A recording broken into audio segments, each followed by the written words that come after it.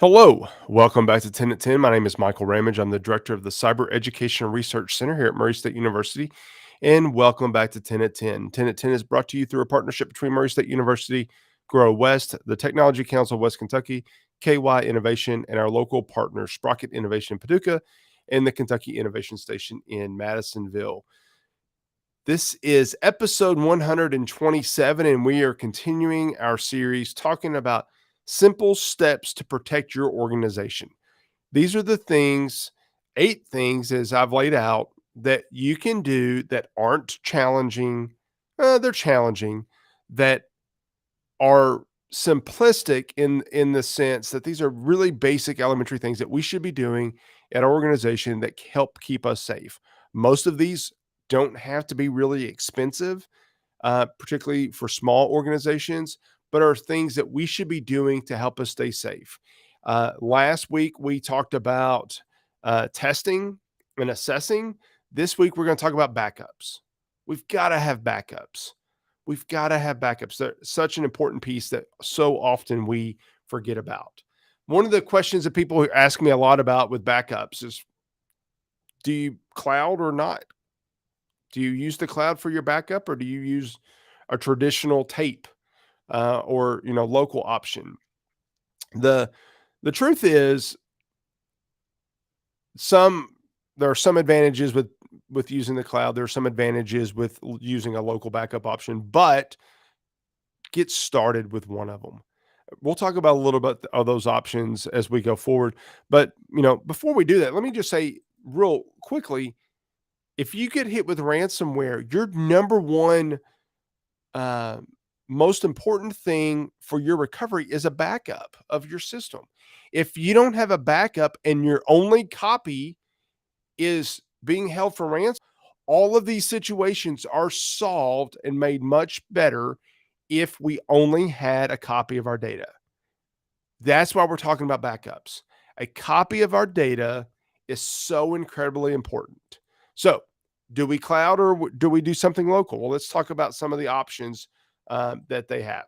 So, first of all, traditional backup. So, the old way of doing things, the way that's been around, tried for the last few decades. You keep a full backup of your files. There's the option of a differential backup, which is it changes all the files that have changed since your last backup. And then there's incremental backups that copies those things that have changed since your last full or incremental backup. Um, in the traditional backup approach, back in the 15 years ago, everybody was using backup tapes to back things up, and they would have a grandfather, father, son kind of transition on their approach, and there was a number of tapes that it would use, and the way that it worked was interesting, and it helped to make sure that you had as much coverage as you potentially wanted. If you use a differential or an incremental backup in addition to a full backup, then the idea is that on the weekends you take a full backup, an image of everything, and then you only do a smaller portion during the week. That way it doesn't take as long to run. That's an approach that companies have used for a long time. Um, but cloud has benefits as well. If you're doing a tape backup, then or a local backup, then it's locally. You're depending on it being in that location. You are depending on being able to access it at that location. Or if you need to make sure it's off-site, then you're taking the local copy and you're transporting it physically somewhere off-site.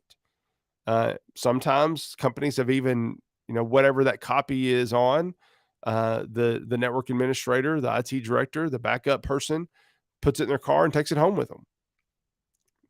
That's better than it being on site.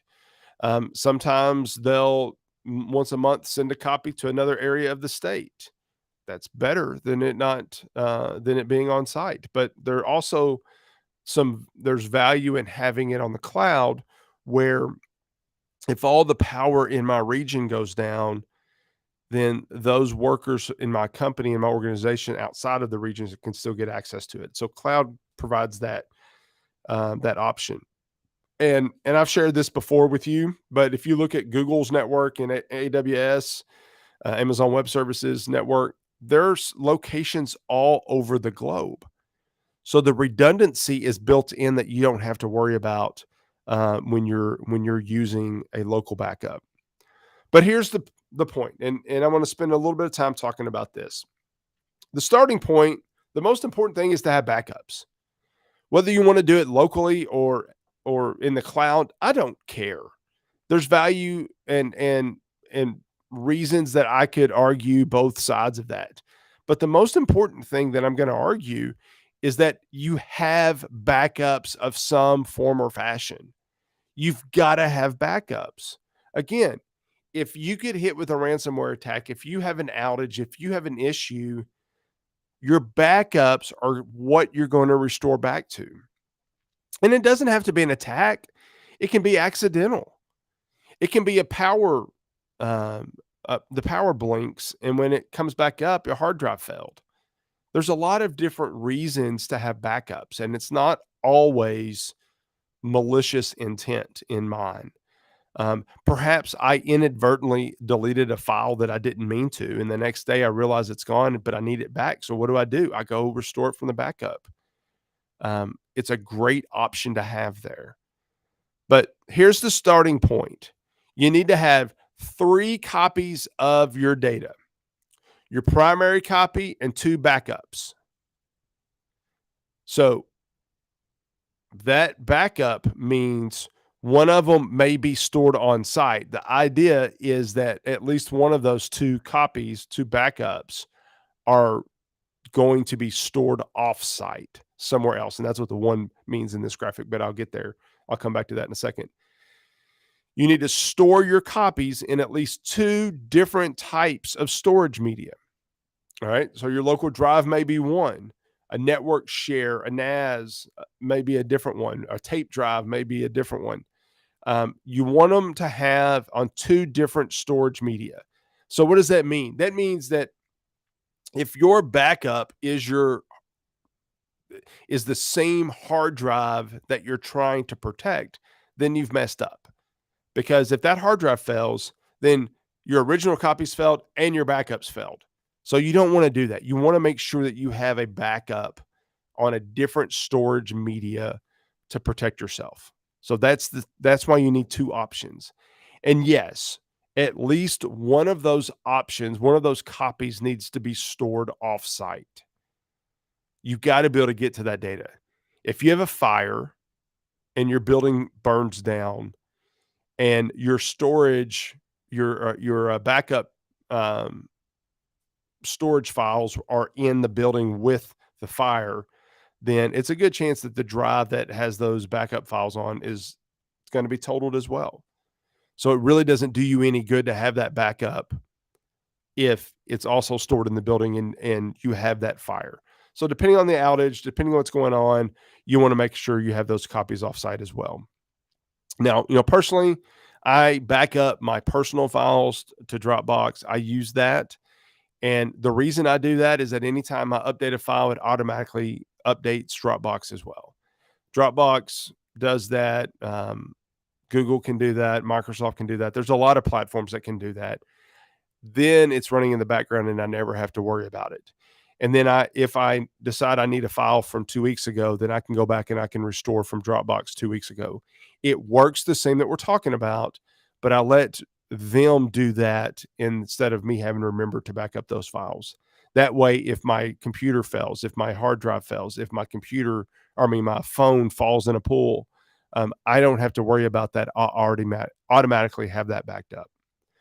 Bottom line, out of today's 10 at 10, I want you to take away is that I want you to back up. I don't care how you do it. I do care how you do it. I want to make sure that you do it the best way possible and that you do it in a secure way, but I want you to do it. I want to make sure that you are backing up your files, that you are taking the time to do this. That's the most important piece. If you have questions on this, let me know. I appreciate you tuning in for 10 at 10, and I'll see you back here next week on 10 at 10. Thank you. Bye.